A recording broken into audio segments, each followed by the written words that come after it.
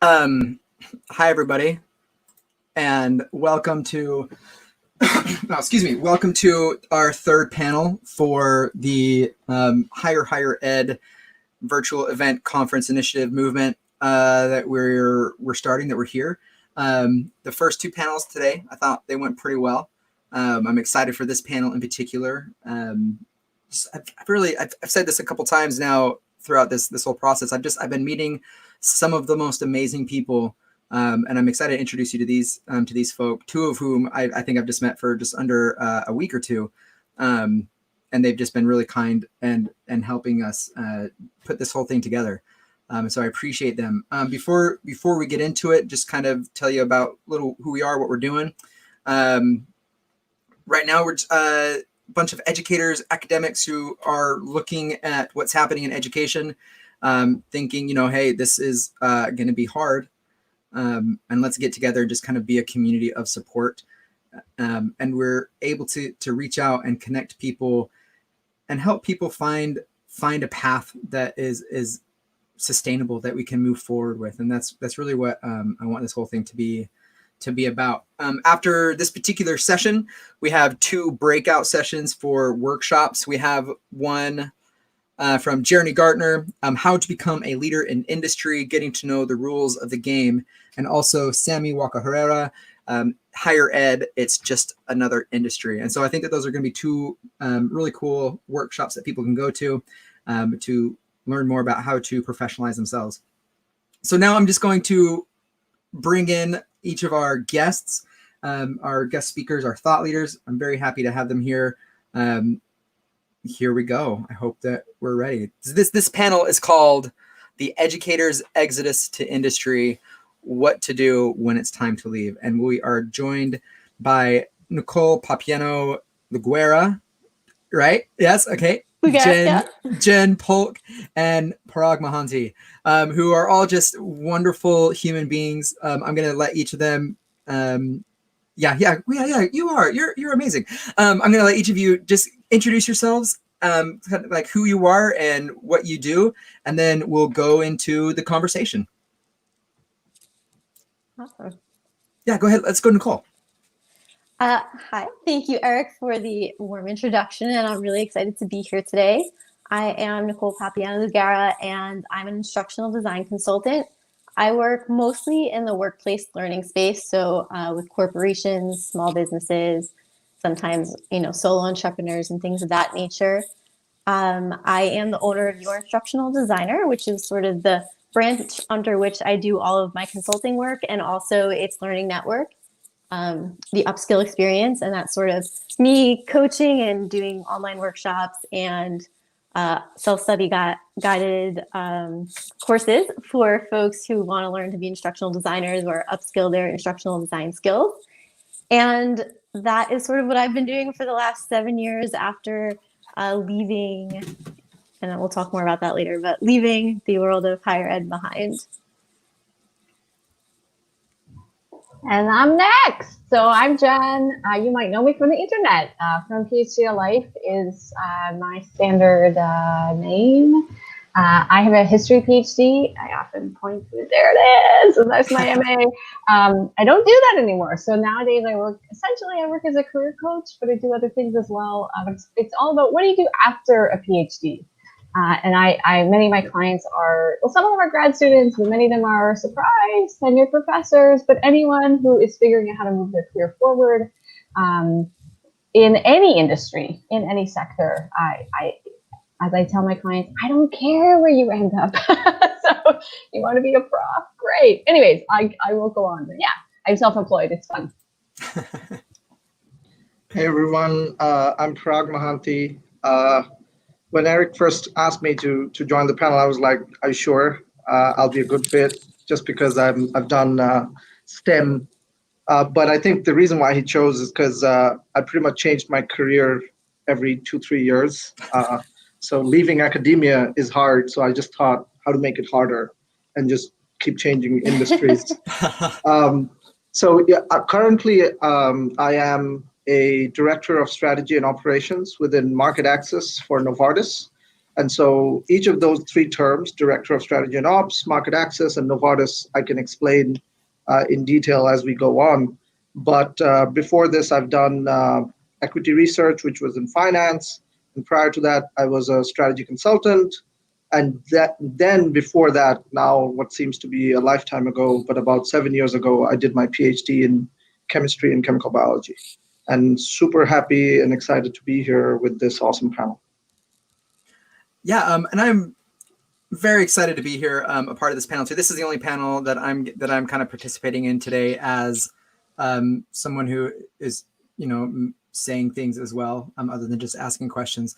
And so we'll start out with our first question, and kind of why we decided to kind of include me on the panel in the first place, because I feel in the very real way that, I mean, I am the target audience for this entire event.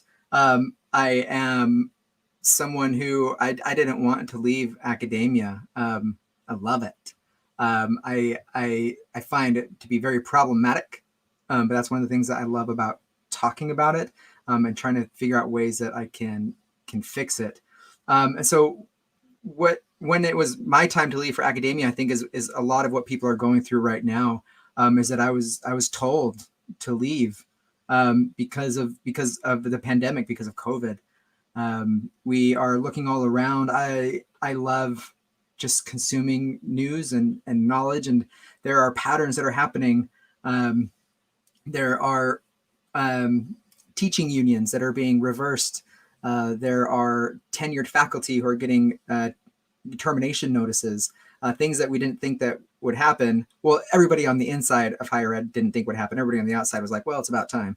And so there I was. I got my layoff notice. My wife was 8 months pregnant at the time.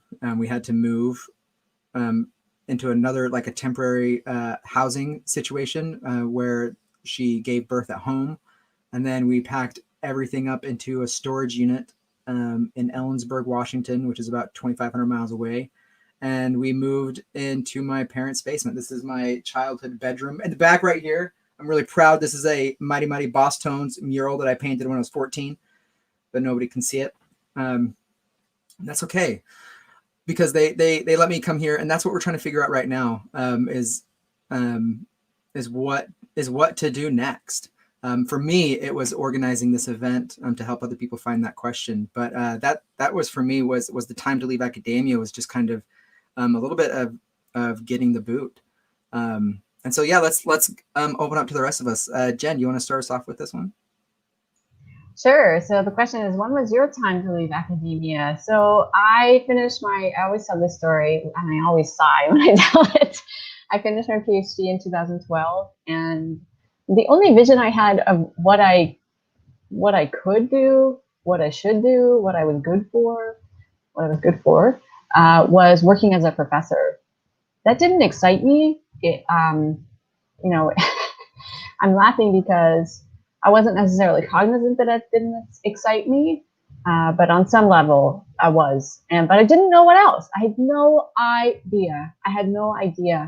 And so began a process of, there was some faith, there was some belief, there was some assumption, there was some, there has to be something out there. I lived in Toronto.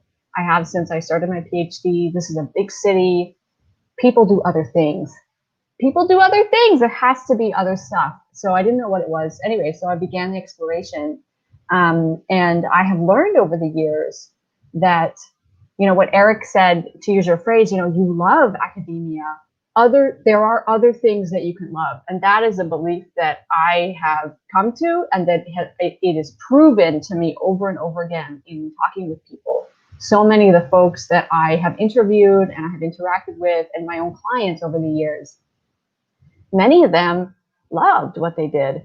And so it is a matter of what exactly, what specifically, not teaching, that's way too big, but what was it? And then, anyways, I'm veering, but I know, I am firm in my belief, and I can give you endless evidence that there is lots to love, and it's everyone's journey of figuring out what it is. And the love changes. And you don't have to use that word if you don't like the word love. It's what energizes you, what gets you going, what pays your bills, whatever does it for you. But there's lots out there.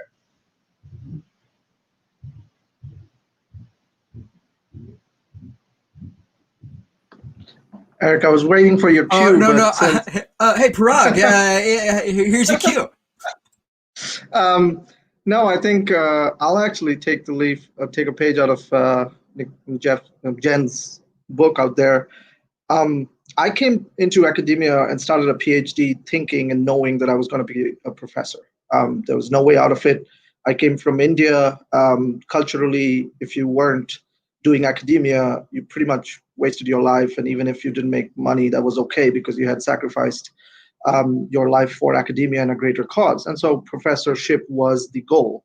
But somewhere down the line, and I should give a disclaimer, caveat, whatever you call it, but I loved science. I loved doing what I was doing, as Jen just said. But somewhere down the line, meeting a bunch of people and attending a bunch of these career talks, one of the career advisors at Cornell told me, don't do the only thing that you know.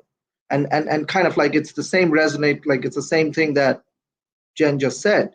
And that kind of made me start thinking, all right, that's a super interesting statement. The only thing that I know is science, and that's why I'm doing it. But what else can I do? And so that's when I started kind of venturing into taking part in multiple societies within the graduate school.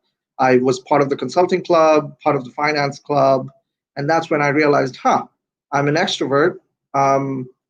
And I like meeting people and I like problem solving. So consulting is probably something where I should go. And I didn't make this decision all by myself. I had to speak to people.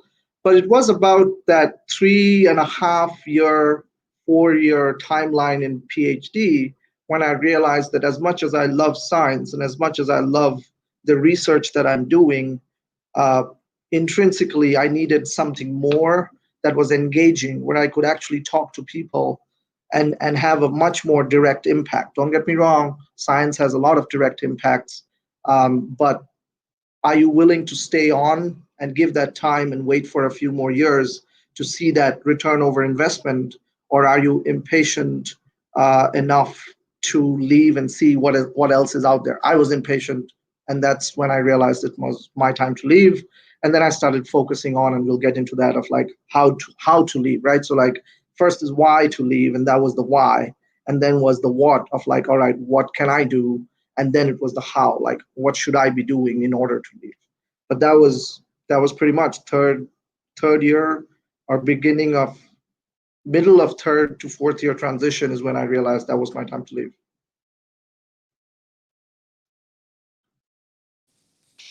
I guess I'm up.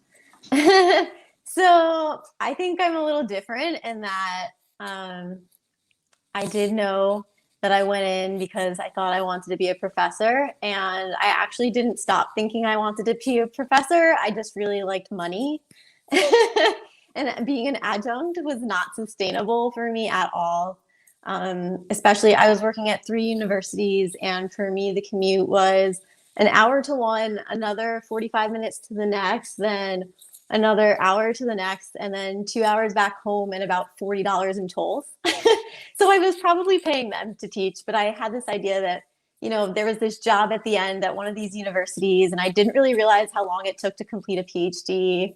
And so I got done with my comps. I think I was like 4 years in, and I was just like, hey, Anne, who's my advisor, the most amazing person, like, can I do something else while I wait to finish my degree? Or do I need to keep teaching because I'm poor and I can't deal with it anymore? And she was like, no, it's fine. You have enough teaching experience. When you're ready to come back, you'll just have this extra stuff. Just keep doing you. And that was a great plan, except I got to the end of my 3 years of writing the dissertation, which might have been longer than most. And I went, I still really like money and I like my job and I don't want to go back now. But there are also things in academia that, like, I love teaching. I love students. I will hang out with college students any day of the week and like love hearing what they have to say. I think they're the coolest. They're developing. They're in this interesting space in their lives. But I had a really hard time with the very critical nature of academia. I was experiencing anxiety for the first time in my life. I was having like panic attacks and things that I didn't even know that they were because I had never experienced them. And so I actually started to see the further out from academia that I went, that it was probably just a little toxic for me. I'm not saying that's necessarily true for everyone, but like I started to become a very negative person. I started to like find problems in everything, and I didn't like it. And so that was definitely like, yeah, you're laughing because we know it's true, right? It was like the big red flag, like, okay, it's time to move on. And I started getting pulled into leadership in my workplace. And so for me, it's been a very direct path, despite loving teaching. I find other ways to kind of teach and fall in love with the work I'm doing. Awesome. Thank you. I really enjoy all these answers. And I think that what kind of this common thread that I think all of us have kind of talked about is that we got into education for a reason. Like we're very passionate, like to go into education for that long or to get an advanced degree takes passion. And I think I think that's one of the hardest things for me. Like our next question that we have right here is why is leaving academia so hard? And I think that, and I'll say my little bit, and then we'll shoot it over to Parag. But I feel like as someone who has also left religion, I can make this comparison in a very accurate way, that leaving academia is akin to leaving a church, like to leaving that community. Like you have invested more than just your time into something. You have invested your entire ideology to something, and then now in this like this separation, I'm going through and currently experiencing like somewhat of an identity crisis. And I think that's why it's so like the word akin to leaving religion. And so Parag, let's shoot over you. Like what made it hard? Is it still hard now? What are your thoughts? Yeah. So this is where Eric, you will regret getting a STEM person in a panel like this, because I'm going to use an analogy that is so scientific that you will not think of me as anything but a nerd.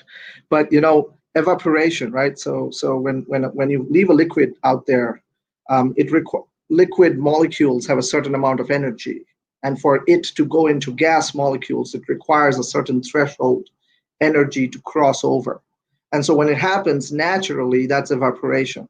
But when you heat it and you give that heat energy transfers into kinetic energy, and then a liquid molecule moves to a gas, right? Now, where would that energy come from? So if you think about that transition from us being in academia to us going out of academia, right? You needed an energy threshold to cross. And so sometimes it's intrinsic motivation. Sometimes it's like, I don't like what I'm doing. This research is not interesting me. For me, the scientific intellectual satisfaction was not an issue. But when I look about it, I look back and think I was looking forward. A few years down the line, if I will go back to 2010 and thinking about 2020, I was like, what am I doing in 2020 that is science and interesting and letting me still have that passion for it? So that was intrinsic motivation. For some people, you will realize that it'll be funding. So there'll be external factors, right? So immigration could be like you cannot stay in the same job. So there are a lot of these energies that are coming in for you to leave. But then ultimately, how do you make the transition? That gap is, I think, one of the biggest reasons why it's so hard. Because you want to move, but you don't have the knowledge of where you're going or what you're doing. Academia trains you in one mindset of being extremely detailed oriented and extremely deep dived into one subject, but then unless you are actively searching for it, it doesn't teach you a bunch of others, doesn't formally teach you a bunch of other things, right? So I'm gonna take a step back. I honestly believe something that Nicole and Jen both said, and you mentioned it as well. Academia or 5 years of PhD definitely teaches you almost every skill that you can acquire for a professional job.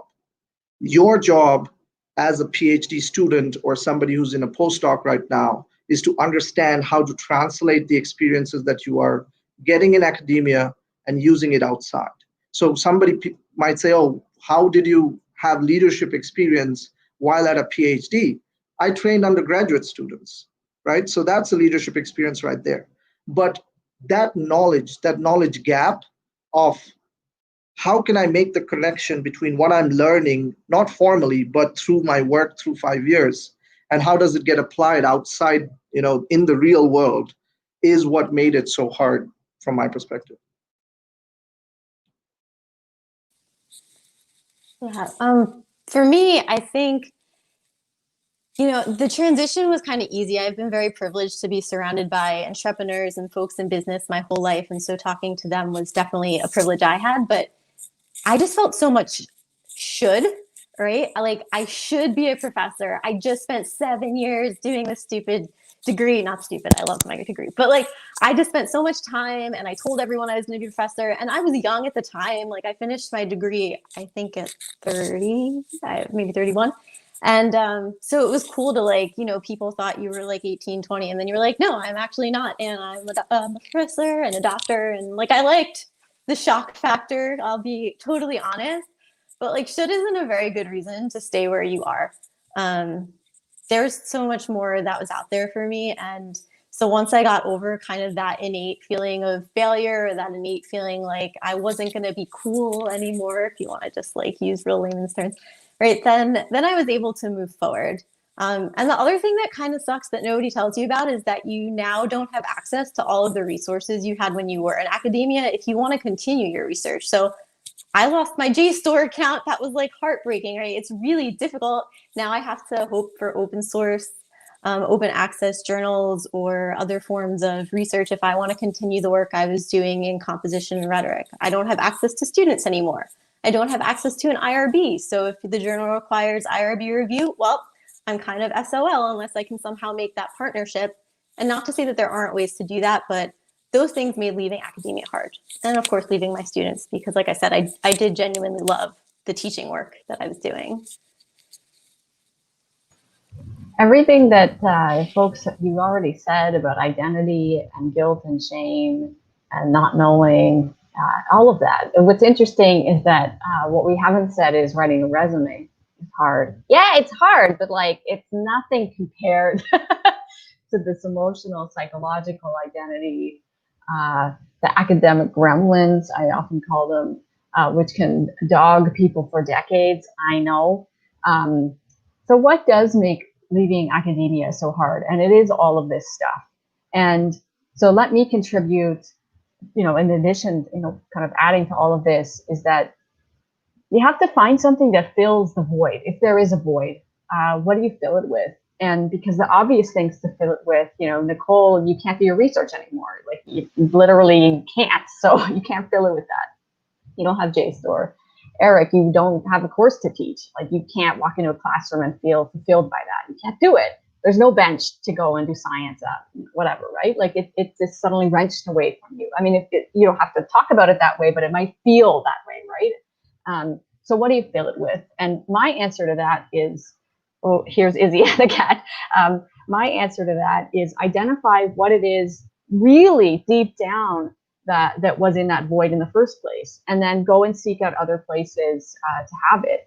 And I would veer from the question if I answered that, but it is that void that makes it so hard, and that's the work. That's the work. Is what are you going to do to fill that void?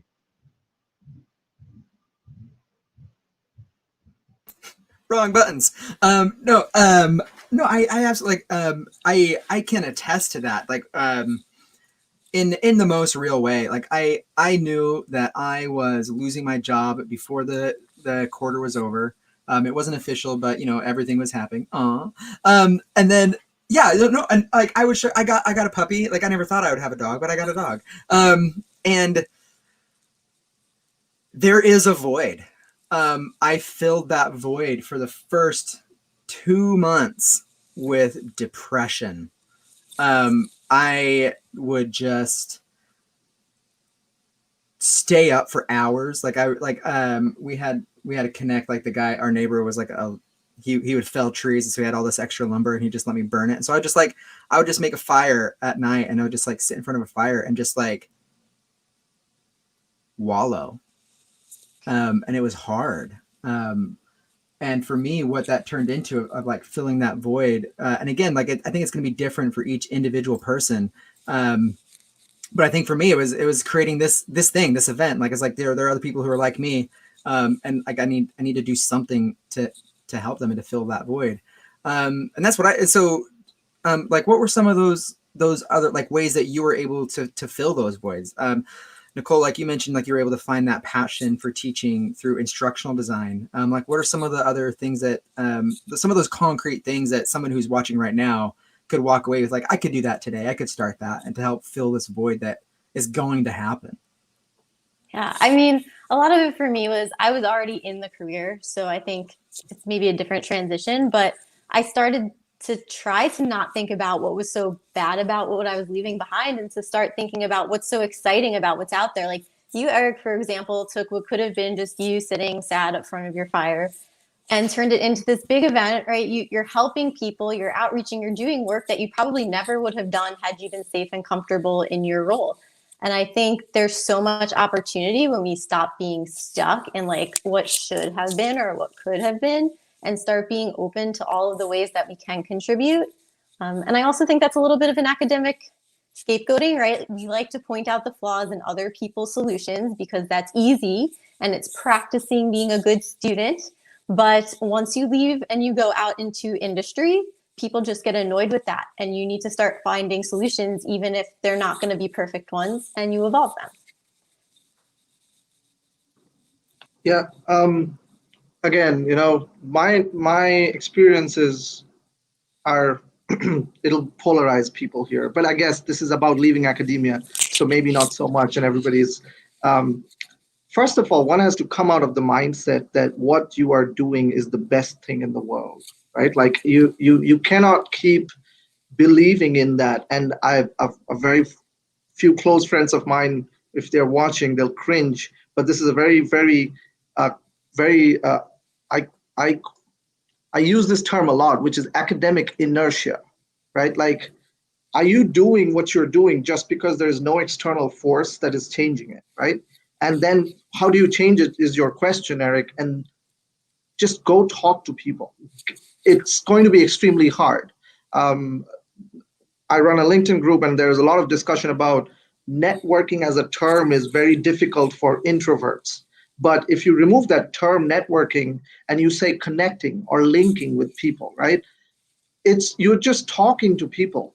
And now if you add those two, number one, don't think you know everything. And then number two, go talk to people will lead to learning, right? So like one of the leaders or a couple of the leaders or leadership, I wouldn't say gurus, but because I actually respect them. But anyway, writers, authors, including the CEO of Novartis, right? Vas talks about something called the curiosity mindset.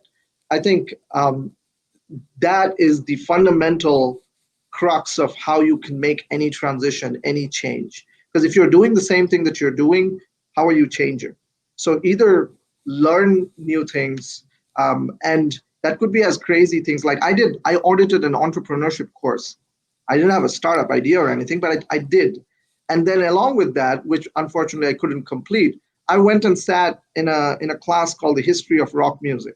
I mean, I actually did, where all your job was to listen to music. And the only reason I was doing that was to look at people and talk to them and realize that my 12, 14 hours in lab is just what I chose to do. Here are this totally different group of people, some of them undergrads, yes, and they have their entire life ahead, and so they can fail fast and fail easy, but many of them grad students who are just doing things because these are different things to do. So summarize, talk to people, learn, and have the curiosity mindset, and that probably will lead you to other things. What question am I answering? Help me out. No. Yeah, we went on a little tangent, so that's fine. Let's bring it back.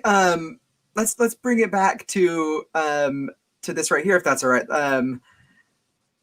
Like so when we left, or like when got kicked out. Like what's something that you happened that happened to you that you didn't expect? There was either let's go for like a pleasant surprise. Let's give some people some hope. Like what's a good thing? I got a great answer to that. Yeah, please. That ties into what Parag was just saying, which is networking. And first of all, I'm an introvert. It's me and Izzy hanging out, having a good time all the time. Anyways, but I love talking to people. However, I was terrified, I think is an appropriate term, when it came to reaching out. So I read a book called What Color is Your Parachute? Right? It's classic. I probably have it back on the shelf somewhere here. Yeah, anyways. And other books like that, and they all say do informational interviews. What is informational interviews? But anyways, I was like, oh, fuck, sorry, like I gotta do this thing. So I reached out to a few folks, and I kind of made myself send those emails. And what I found from the very first conversation, and I was super nervous, was that networking and doing informational interviews turned out to be a form of self-care for me. This I did not expect. Now, of course, not everyone is going to have like wonderful experiences 100% of the time, but generally, and I think the curiosity mindset is a great point. And to what Eric said about what is something you can do today, I think, if you're clinically depressed, please see a therapist, counselor, please, whatever. That's good. But if it's just like situational, kind of feeling down in the dumps, and the quite real and legit grieving process that goes on, I don't think we've used the term grieving, but yes, grieving is real for this kind of stuff. I think to start doing things that feed your soul, right? That's what fills the void. That's really great, and you would be surprised about what that can be. And one of the things that was for me was talking to people. And what's awesome about informational interviews is that you don't have to be the expert. It's not about you. Mm-hmm. You get to ask questions. Questions are awesome. And you get to learn, and we like that. And so for academics, I would imagine for most people that at its core is energizing. And let me acknowledge the pandemic. A lot of people say, well, how do you network online in the global pandemic? People love the phone. People love Zoom. This is not a barrier. I live in a big city. I do not want to get on public transit and go to a coffee shop an hour away. No one else wants to do it either. So the pandemic is no problem. Get on the phone, get on Zoom, get on Skype, whatever it is. It's fine. You can do it. Have fun. I'll just to add on to that real quick, before we'll go over to Nicole. Like when I got onto LinkedIn, my friend who she's presenting tomorrow, her name's Erin Quinn. She's like, you actually need to engage. You need to do this. And then after about a week of doing it, I was like, oh, like I kind of like got this thing. It's like, and she's like, yeah, it's kind of like a game, like turn it into something fun. And so just that thing of like just finding a way to have that fun, I think is important. And that was unexpected. Nicole, what are you thinking? Oh gosh. So I would say for me, it's been I just totally did not expect to do any of the things that I've done since I left. But my first big, like really big course I worked on when I embarked into instructional design was teaching pilots the aircraft systems for an Airbus A320. And pretty much of the 7 years I've been doing instructional design, at least 6 of them, I've done something with an aviation client at this point. I've like seen the A320 from the flight attendant side, the pilot side, the mechanic side, the gate agent. So yeah, I definitely didn't think with 3 English degrees I would be teaching people about planes, but that's been really, really cool. And I think just learning, how much there is left for me to learn has been a really great experience. Yeah, and I feel like that should be the core idea behind all education. Is like after you learn something, you should say, wow, I still have a lot more to learn. Parag, what about you? What's one thing that you didn't expect? I think the learning part, I'll put my 2 cents as well, but I'll come back to something else. Yes, I did not. I mean, we were PhDs and we thought, oh, we understand science, but you do. I mean, from my perspective, I did a certain niche amount of science, and then I moved to consulting, which is not science, and I suddenly realized, okay, if I apply principles that I've learned through my 5 years of PhD, I can pick this up, and then I moved to finance. And thankfully, I had a great group of people who were also PhDs, so they kind of went through the same transition, and they trained me probably unknowingly in the same way that they have gotten trained. And I realized, so what I'm trying to get at is the capacity and the amount you can learn is enormous. Like you cannot, we often, and this is one thing that I'll come back to about networking, about learning, we underestimate ourselves a lot. Like academics, it's almost like a cultural phobia to like ourselves and respect ourselves. Like I don't know why, but to have the confidence, I say, you know what, I can do this, as opposed to, no, if I don't know at least 75% of something, then I don't know anything, right? Like that's what happens for most academics, is you need to know at least 75% to say, I know a little, as opposed to when you go outside and you see a bunch of people who are non-PhDs and they will, I know everything, and probably they know 2% of something, right? They probably know just the spelling of the subject, but they know it. And that to me was a pleasant surprise, that the translatability of your analytical ability is immense. And then the other thing that I would say is very quickly about networking, people don't have an idea how other people like to talk. Okay, like ask them about themselves and just sit back and listen, right? Like what we're doing right now is I mean, it's not about extroverts, it's not about introverts. If you ask somebody about themselves in a nice, polite, time-conducive manner, and just sit back and listen, and if you're willing to learn, you would be surprised. Like I am, every day I just meet amazing group of people, and that's my fun for LinkedIn, by the way. Like I'm an extrovert. I have been losing energy for the last 6 months because of this pandemic, and so I was like, okay, how can I meet people? Let's create a LinkedIn group of 2,500 people, and now I can meet people all that I want, right? So anyway, I digress. Summarizing, the ability to learn is the biggest thing that I've found to be, I wouldn't have expected that. And then how much people can talk if you ask them politely about themselves, as you can see. Well, no, I mean, honestly, like what I love is just this idea that we have that's kind of been coming through, is this idea of like an informal informational interview.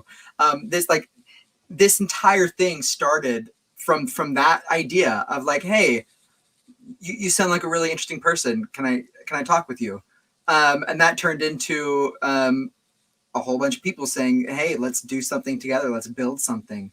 And it's just, I mean, just put yourself in somebody's shoes. If somebody came up to you and said, it's like, hey, Jen, I think that what you're doing is really interesting. Do you want to talk about it? Who wouldn't want to talk about themselves for a few minutes, right?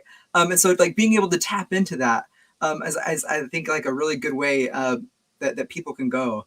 Okay, so we're going to go ahead.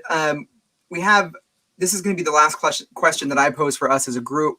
I mean, the title of this panel is What to Do When It's Time to Leave. So now that we're here, what is that? Like if you're saying, like, here's my one piece of advice, and then we'll go over to some questions that we have coming in. Please, Jen, go ahead. Okay, ladies first. So I'm going to be bold and audacious, as a client told me yesterday. I go first. So I would say focus inward. And what I mean by that is really try and identify the moments in your past experience, from academia, from outside academia, from when you were a kid, from whatever. Anything, all of it counts. Identify moments when you felt really energized and dig deep in those. What was going on? Who were you with? What did you actually do? Yeah, what did you accomplish? But what was it, like really specifically, that energized you? So that's putting it simply. And then step 2 of that is, okay, go out in the world and find moments, find examples of where that also exists, and get abstract with it as well. So I'll give you an example. Let's say your energizing moment, one of them is when you're advising students one-on-one. So maybe you're a prof or your TA, whatever, and one student comes to your office hours and you discuss, their essay, right? Let's get really specific about the moments of that. So what is it about that? What exactly was cool? Did you like the talking? Did you like actually workshopping their written work, right, on the table together, or over Zoom, whatever? Like, what is it? What was the conversation about? Were you talking about their essay? Were you talking about their academic career? Were you talking about their life, right? Like, what exactly? And then come up with other moments. And this is all part of a broader agenda of what are your skills? What are your interests? What are your values? What are your strengths? All that is really valuable. But I think I call this the standout moments exercise, is really identify what are you? Who are you? Where are you when you're feeling really energized? Start there. And then tell other people, this is when I come alive. This is really what I can contribute. Who should I talk to about this? Mm-hmm. Yeah, Nicole, what are you thinking? So I think it's really important when you're ready to leave that you learn to speak the language of the community that you want to go to. That's a little bit of me being the English nerd here. But for me, learning to speak business was definitely a challenge. And I think it's one of the things I see most commonly when people tell me, I want to leave academia, or I want to leave a teaching position, or even when they want to leave sort of academic instructional design and hop into like corporate or, even government instructional design. It's that they are still relying on the language of teaching to talk to like executives and things like that. And so go and look at those job descriptions, find those keywords, look at the blogs, start to follow the thought leaders, grab a book, talk to people on LinkedIn, like do whatever it takes to help you start to feel like you know what the pain points are for those people, what kind of gets them excited and motivated, and what are the common terms that they're using. I think that's one of the best things you can do to help yourself move away. Yeah, just kind of just to tap on, I just threw this little comment out there. Like, it's so important that we use their language. Like you can't go in and explain it to them and have them you convince an entire industry to speak the way that you do. That's what I was trying to do, and it just is no, don't do it. It makes you sound like an ass, and we don't want to do that. We want to sound kind. Parag, what are you thinking? So research on yourself is how I would term what Jen said, right? And research is our domain. All of us have learned researching for 5 years. So why aren't we doing that research on ourselves?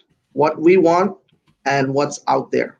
Now the question, and I face this, and I have to bring it up, is when I was watching similar panels 7-8 years back, a question I would always, but you guys don't, like, there are barriers for some students, such as immigration, that immediately stops you from looking at, like, I love writing blogs about music, even though I'm a chemistry PhD, but there's no money and there's no visa in it, right? How do I do that?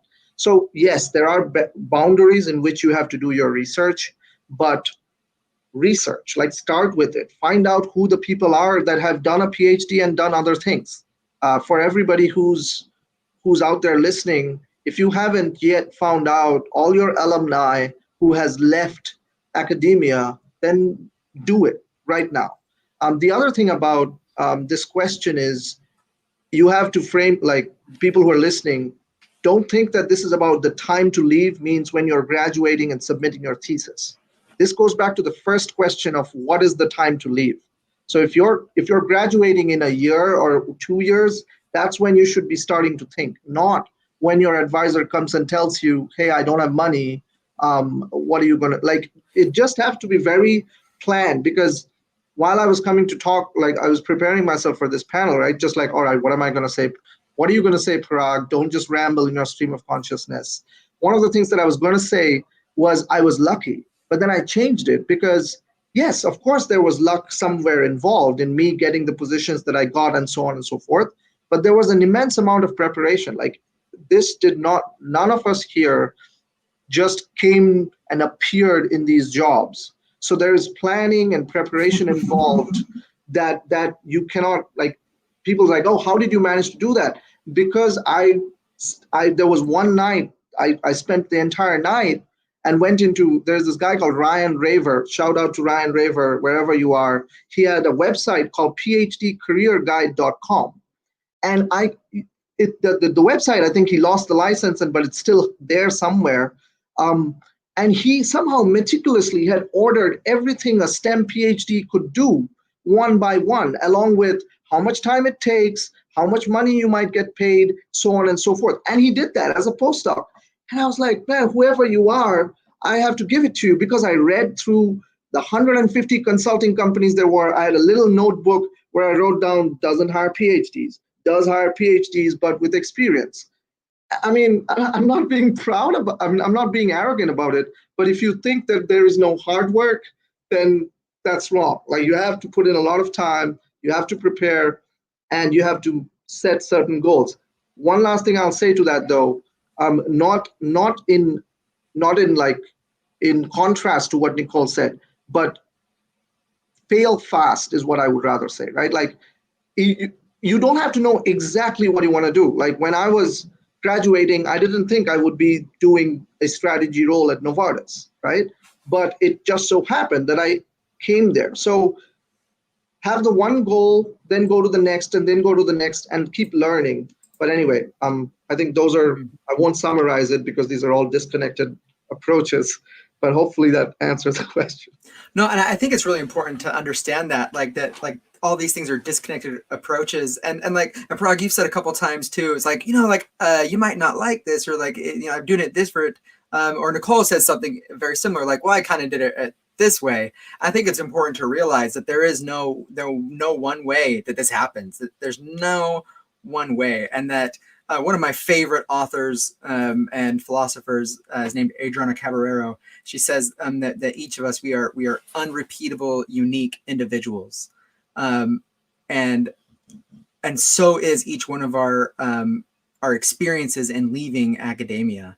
But it doesn't have to be one that you have to do alone. My piece of advice for everybody is just to connect to people, and you can just really just meet some of the most amazing folk, like I have today. So okay, we're gonna we have time for a question. I think this is a big question that I think people need to kind of play with. This is from Live Jive 93. Any advice on navigating potentially disappointing advisor or other mentors? I'll throw in their family too, who have believed in you and thought that you had potential on the market, but then you just realize. And here's a statistic in case you haven't heard it, that came from Higher Ed Jobs the other day, that academic job postings are down by 58%. So how do you talk about that? Like, how do you tell them, hey, I'm going into industry? Like, how do you tell them that you're leaving? The quick glib answer is, who cares what they think? Now, I'm not going to stop it there, but I think it's worth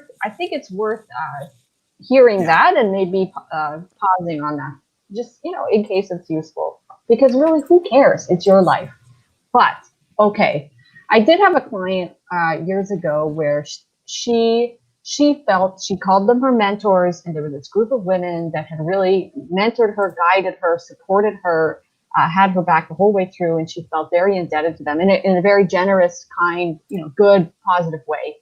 And the shift that she made in her own thinking was that really what her mentors wanted was for her to thrive, was for her to go and give her gift to the world, whatever that was. They had an imagining of what that would manifest itself as, right? That came from their own experience, right? Their own environment and what they were doing. But that didn't preclude her having a different manifestation, to use that term, right? And so once you realize, if your mentor isn't an asshole, right? As long as they're not that, really what they want for you is to go out in the world and make a difference. And only you know what that difference is going to be. And so if you start from a position of hey, here's the fact, here's what I've learned about myself, here's what I'm learning about the world, and here's what I'm trying to do next, and I'm excited about it. I mean, I dare them to come back with, how dare you? Right? But in the reality every day, there might be things that you don't say. There might be, you know, people that you don't talk to for a while. I mean, I acknowledge that, but I think down the road, people are going to, you know, unless they're asses, they will support you. If they ever had your back in the first place, if they ever had your back in the first place and not academia's back or their own vision of what a dream job is, and them thinking that you know, abandoning and leaving, you know, I'm putting these words in quotation marks because they're loaded terms. Like if they think poorly of you, that speaks poorly of them. And who cares? This is philosophical now, right? This is stay true to yourself. I mean, there will be no. I'm with Eric on leaving other forms of cults. Let's put it that way, without going into details. But like, there's no time of judgment except when you are in front of a fire and thinking and lamenting about your life. Like that is the point of judgment. So. Your advisor, your family will have emotional perspectives. Now, as Jen said just now, if they're analytical, if they're really your PhD bosses, and if you have talked to 10 people and 7 out of them have told you that this is a better path for you, then make that quantitative argument that, hey, like, you know, this is what I like, and majority of people say this is what I should do. So tell me a reason why I should stay. So break that emotional perspective into something that's analytical and then have that conversation and then probe where they're coming from, because it is again back into like emotion and back into you know, the cult of academia. Well, then you know that there is no rationale behind it and you have a rationale. Otherwise, you know, again, we are PhDs. The only thing that we know is to answer questions. So why aren't we asking the right question about what should I be doing? What is it that people think I should be doing, and not just one person?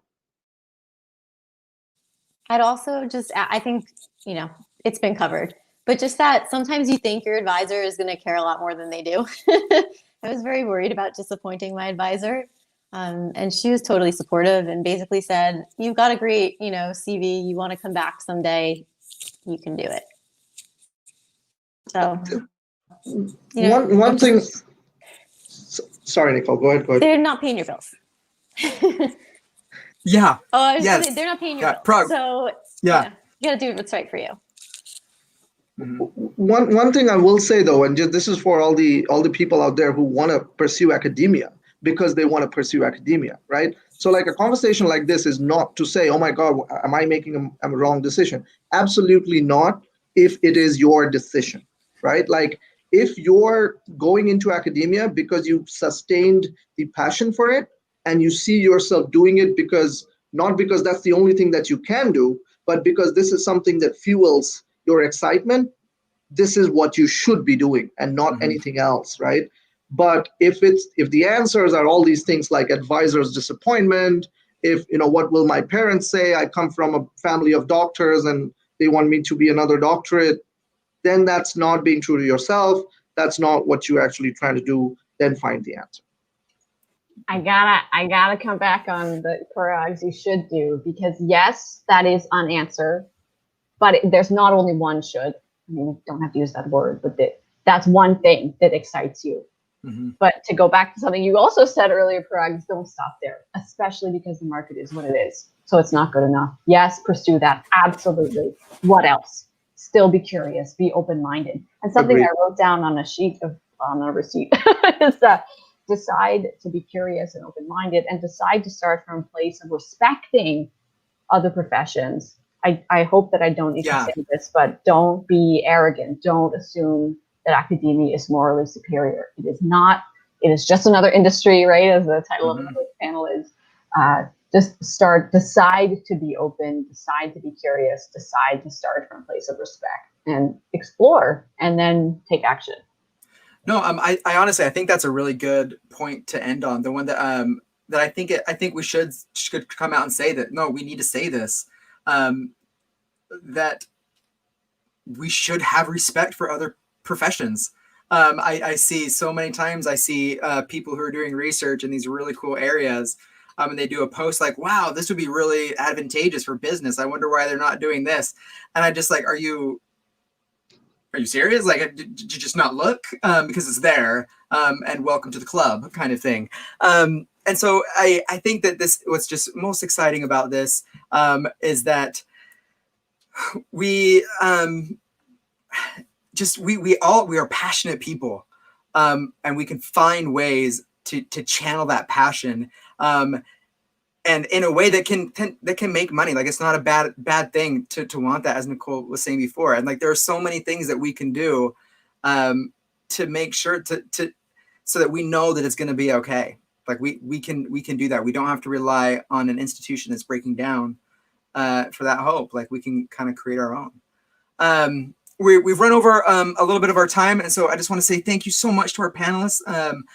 I really appreciate you being here. Thank you so much. I'll let you say good luck, and then I'll kick you off of the screen so I can wrap it up here. But thank you so much for coming. Thank you. Thanks, everyone. Thank you.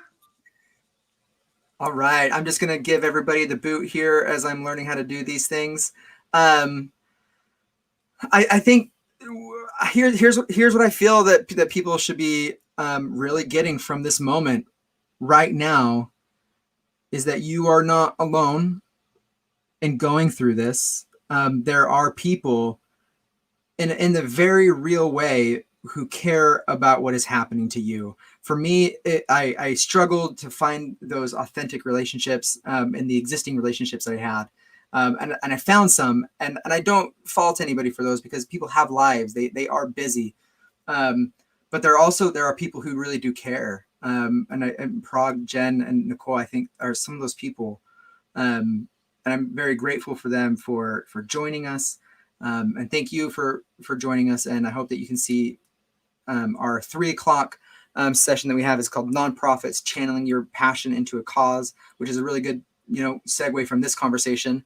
But from starting at 2 o'clock in a couple of minutes, like I mentioned before, we have 2 panels. One quite appropriate. Higher ed is just another industry, so you just need to realize that education it's a business now. And then How to Become a Leader in Industry: Getting to Know the Rules of the Game by Jeremy Gartner.